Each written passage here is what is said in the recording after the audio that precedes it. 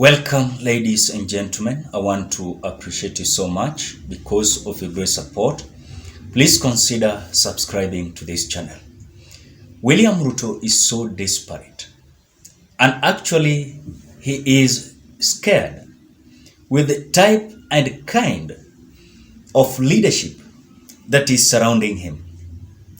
When you start with cabinet ministers, principal secretaries, chief administrative secretaries, the head of departments, William Ruto is not a comfortable man at all. As the head, the so-called these cabinet ministers who have come out early to frustrate his government. When you look at those cabinet ministers who are exposed the other day by nation media when it comes to the oil deal, William Ruto has not come out to give or even to alter even a single word when it comes to that news. The only person that I've seen talking about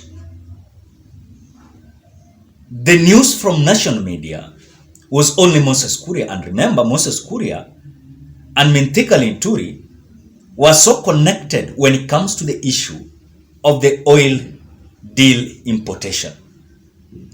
When you look on the other side, the CS of Labour, Florence Bore, is also being connected with a clash, pull and push in between her and a member of parliament from Gatanga constituency, Honorable Edward Murui.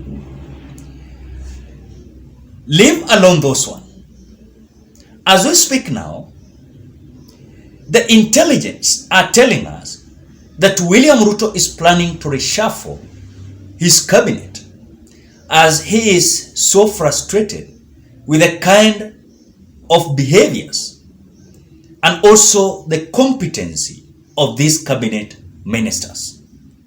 Some of them are totally incompetent. Some of them are just squandering the public resources. Some of them are not even entitled towards the duty that they should perform as it is expected in their various offices. When you look at the government, these cabinet ministers are the eyes of the government. These cabinet ministers are the eye of the government. And that is why we have a cabinet minister of health. We have a cabinet minister of treasury. We have a cabinet minister of investment, trade, and industry. At the same time, we have minister of mining, and we have minister of irrigation, or rather water. Now, when you look at these cabinet ministers, they always support the operation and performance of a government. If they are behaving as if what they were supposed to do in their offices, they are behaving contrary to what it is expected, then I want to tell you, a government to deliver is totally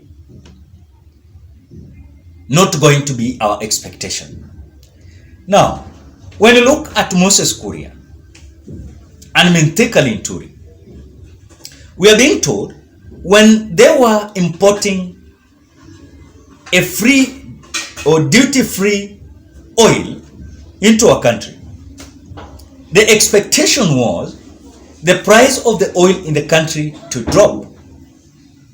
When they imported maize, they imported rice, we expected that the price of the unga, the price of rice, the price of sugar in the country to drop.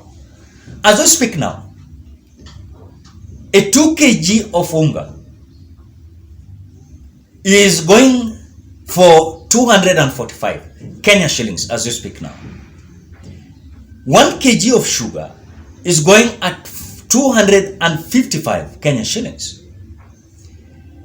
The same cabinet ministers came out telling Kenyans that what they were planning to do was to import a duty-free goods or commodities to ensure that they're going to lower the price of these commodities. As we speak now, the prices are so high. At the same time, these commodities were imported. So who is fooling who? The same people are having deals. They are same brokers. They are selling these goods at a higher price, making billions of money as a profit. And that is why William Ruto, even if he doesn't want to speak about this, I know he is watching. And these people are terribly mismanaging and also planning to put his government into shame. Now, look at the kind of William Ruto's additional promises that is giving Kenyans day in, day out. Is he sure that these things are going to be fulfilled, as his own cabinet ministers are failing his government? Look at the principal secretaries. They're just sleeping. They don't know what to do. Look at the chief administrative secretaries. They're just there. Even despite of the court barring them from accessing their offices, they are in the offices. Some of them are traveling with the public resources. They are earning salaries, about 52 of them. These cabinet ministers, principal secretaries, chief administrative secretaries, these are just a burden to William Ruto's government. They're just a burden to the government. Something that we have realized again, those who are occupying these offices, a bigger percentage of them, 95% of these cabinet ministers, principal secretaries, chief administrative officers, they are not technocrats. So when it comes to the economy, they don't understand. When it comes to solve the issue of the country, they don't understand. They are literally politicians. Look at Aden Duale. Aden Duale is a cabinet minister of defense forces. Is politicking Monday to Friday, Monday to Sunday. That is the criteria of Aden Duale. Now the Al-Shabaab, they're planning to cross over as the border of Kenya-Somali was opened. The GSU officers, 2 of them were killed yesterday in the border of Lamu. So is there any criteria that William Ruto will reshuffle these cabinet ministers as things are not good at all, as tension is covering all the ministries, as everyone is trying to show herself or himself that he or she is competent? William Ruto should not reshuffle him or her. Is this a criteria that we have, we as a country? As William Ruto gave so incompetent individuals to hold these different offices, William Ruto is so tensed because he doesn't understand whatever is going to happen. And as he continues to promise Kenyans, as he continues to make more effort to at least show an indication that things are going to be good, there are several leaders, those who are holding offices, are going to fail him. Something again that William Ruto is certain is about the public resources. The public resources that are being collected